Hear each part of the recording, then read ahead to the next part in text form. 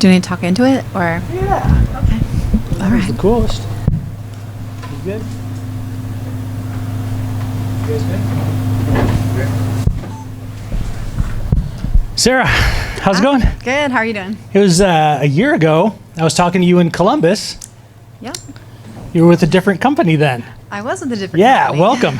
Thank you. Tell me a little bit about the decision that went into coming over here. I mean, obviously, I know the fights with Aspen got scrapped, and there was a bunch of weird stuff that happened toward the end there. But then, what ultimately was behind the decision to make this move? So, I think that I had been thinking about. I mean, being older, like you think about retirement, you think about your future, and what things that you want, not just in your fighting career, but also like in your life. And I had great, like almost 10 years fighting with the UFC. Mm-hmm. So it was never anything about that. But I just really wanted to see what else was out there. For a long time, I think that you could only really fight in some promotions and be promoted really well as a female. And then sometime in the last, sometimes in the last 5 years, women have gotten a ton of really great opportunities and a ton of promotion, and we're really just taking off. And I just wanted to check the landscape out. And I had always fought to where it was one fight left on the contract. You know, that was pretty standard.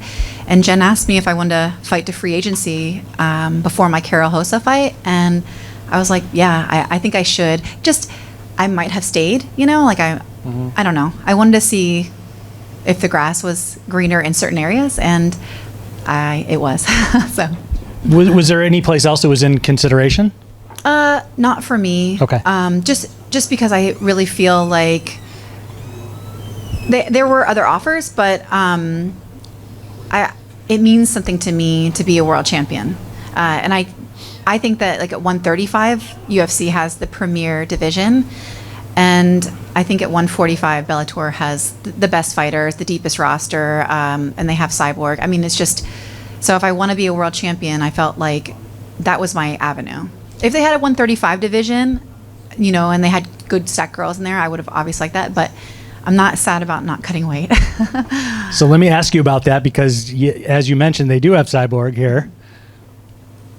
But she doesn't have anything booked right now, and everybody's kind of like, yeah, what is this? Is she coming back? Is she going to go someplace else as a free agent? So, I mean, was part of that in your in your thought process that, oh man, I could go over there, would love to fight her, and then she might not even be here for me to fight anyways? Well, I mean, I'm here for 18 months, so she might. I know that she's done some boxing, but I believe that probably this is her home and that she'll be back. You know, even if she does something else outside of here, I think she'll be back to Bellator. So even if she does, you know, maybe do something with boxing or kickboxing, she's done Muay Thai fights or PFL, the, you know, $1 million tournaments coming up. I don't know. I just, in my mind, I imagine her back here. So talk about that first matchup then with Arlene. You get to do it in Hawaii. That's not so bad, right? So I fought twice in Hawaii for Pro Elite, and I loved fighting there. So when they said it, I was like, really look at the matchup and everything and take everything into consideration. Do not accept this because it's Hawaii. I was like, but no, everything is good. And it's what I wanted. And one of my requests coming into Bellator was that they very much put me on the track that I was asking for in the UFC. They were right on board to do that. So, and you feel like she's the right kind of matchup since she's coming off a title shot and everything. Absolutely. Yeah. That puts me immediately in the mix, and that's what I've wanted for like years now. So it's been a long time coming. Appreciate it. Well, Sarah, great to see you in person. It's good to see you. So, you know, with the debut and the change of landscape and everything, obviously been a while since you've had something like this happen, and jumping into the deep end a little bit right where you wanted with Arlene, and then Hawaii, big card. Do you think there'll be any pressure or anything like that, just with all these elements going into the debut here? I think like from the moment I started, even as an amateur, I've had pressure in fighting. I don't think there's one fight that people didn't expect, you know, me to do well and go and win. So I've never not had that. And I honestly, is even before that with wrestling. I was 20 years old. I made my first world team, and people had high expectations. So I don't know what it's like to go into a thing and not have pressure. So I put pressure on myself, but I think it's from the outside too. I just don't mind it anymore. Oh, absolutely. And do you think that in this matchup, Arlene has been known more for her striking, right? Great boxer. Anger Fist is her nickname. Fantastic there. So, and obviously you love to wrestle, but in these kind of matchups, do you like to test yourself a little bit and, strike with the striker for maybe a little bit, not the whole fight, but show that you can do that? And we know you have power as well. Yeah, no, absolutely.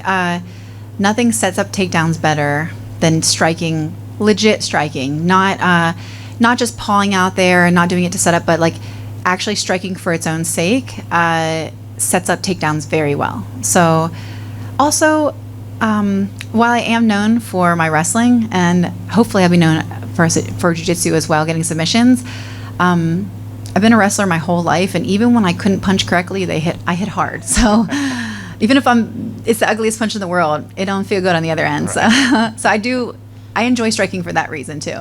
But throughout the years, I've gotten a little bit better too. Of course, we love to see it. Are you going to stay in Hawaii a little extra? Just turn it into a vacation. Why not? So I only have like one more day extra. If I want a vacation, I will book it around one of my fights, just because I'll do it like separate, not at the same time, because so it's all business for me, and it's what I love to do, and it definitely is a job, but I go there with nothing else on my mind except the goal. And so I don't think about anything else. I don't stay after. I come home, I see my kids. But if I want a vacation, I'll just go to Hawaii on my own. So. Yeah. And last thing for me, any plans to do any more stand-up comedy anytime soon? So I don't have anything set, but I liked it a lot more than I thought I would. So it's not completely out of the question. If I got offered something that was really cool to do, I think just the experience of it would be too cool for me to pass up. So I might do something more. I liked it.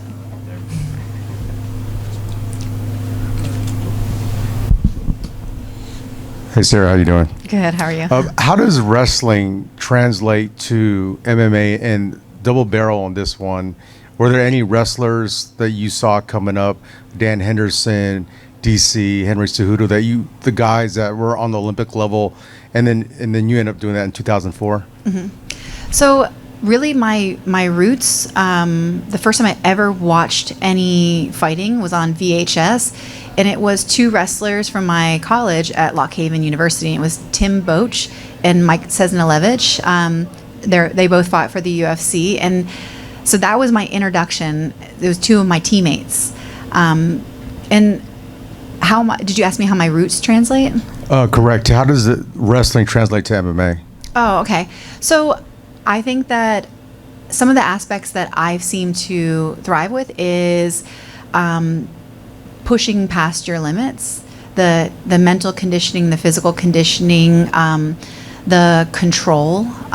So it's not just submissions, obviously, like jiu-jitsu has, the master at submissions, and they can flow through them really quickly. But wrestling is really about completely dominating and breaking your opponents. And that's one thing that I think that is my favorite. I do like hitting, don't get me wrong. There's something wrong with that, and TKOs.